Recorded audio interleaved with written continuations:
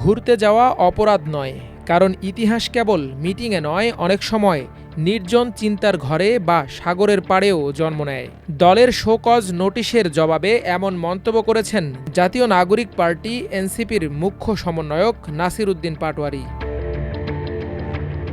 গত ৫ আগস্ট স্বৈরাচার পতনের বর্ষপূর্তি ও জুলাই ঘোষণাপত্র প্রকাশের দিন সকালে এনসিপির কয়েকজন শীর্ষ নেতা কক্সবাজার সফরে যান। সামাজিক যোগাযোগ মাধ্যম ও কিছু গণমাধ্যমে ছড়িয়ে পড়ে যে দলটির নেতারা সাবেক মার্কিন রাষ্ট্রদূত পিটার হাসের সঙ্গে কক্সবাজারের একটি হোটেলে বৈঠকে মিলিত হয়েছেন। তবে সেই মুহূর্তে খোদ পিটার অবস্থান করছিলেন মার্কিন মুলুকে। সেই গল্পের অবসান ঘটলেও এনসিপির পক্ষ থেকে কক্সবাজারে যাওয়া নেতাদের দেয়া হয় শোকজ নোটিশ।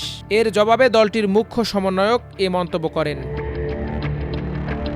বৃহস্পতিবার একটি অনুলিপি সামাজিক যোগাযোগ মাধ্যম ফেসবুকে নিজের প্রোফাইলে পোস্ট করেন নাসির উদ্দিন পাটোয়ারী। পোস্টে তিনি লেখেন, ৫ আগস্ট ২০২৫ তারিখে আমার কোনো পূর্ব নির্ধারিত রাষ্ট্রীয় বা সাংগঠনিক কর্মসূচি ছিল না। দল থেকেও আমাকে এ সংক্রান্ত কোনো দায়িত্ব বা কর্মপরিকল্পনা জানানো হয়নি। ৪ আগস্ট রাতে দলের মুখ্য সংগঠক হাসনাত আবদুল্লাহ তার কোচিং অফিসের সহকর্মীর ফোন ব্যবহার করে আমাকে জানায় যে সে তার স্কুল বন্ধুদের সঙ্গে ২ দিনের জন্য ঘুরতে যাবে। আমি তাকে আহ্বায়ক মহোদয়কে অবহিত করতে বলি এবং সে জানায় যে বিষয়টি জানাবে এবং আমাকেও জানাতে বলে, যেহেতু তার নিজস্ব ফোন পদযাত্রায় চুরি হয়ে গিয়েছিল।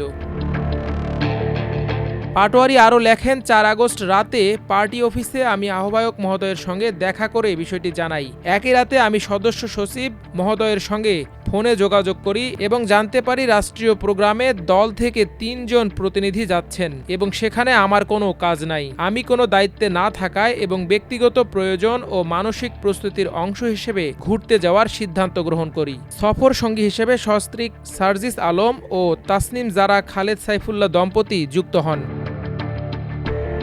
শোকজ নোটিশের জবাবে তিনি আরও উল্লেখ করেন, আমি ঘুরতে গিয়েছিলাম, তবে এই ঘোরার লক্ষ্য ছিল রাজনীতির ভবিষ্যৎ দিক নির্দেশনা নিয়ে একান্তে চিন্তা ভাবনা করা। সাগরের পাড়ে বসে আমি গভীরভাবে ভাবতে চেয়েছি গণ অভ্যুত্থান, নাগরিক কমিটি, নাগরিক পার্টির কাঠামো, ভবিষ্যৎ গণপরিষদ এবং একটি নতুন গণতান্ত্রিক সংবিধানের রূপরেখা নিয়ে। আমি এটিকে কোনো অপরাধ মনে করি না, বরং একজন রাজনৈতিক কর্মীর জন্য এটি একটি দায়িত্বশীল মানসিক চর্চা।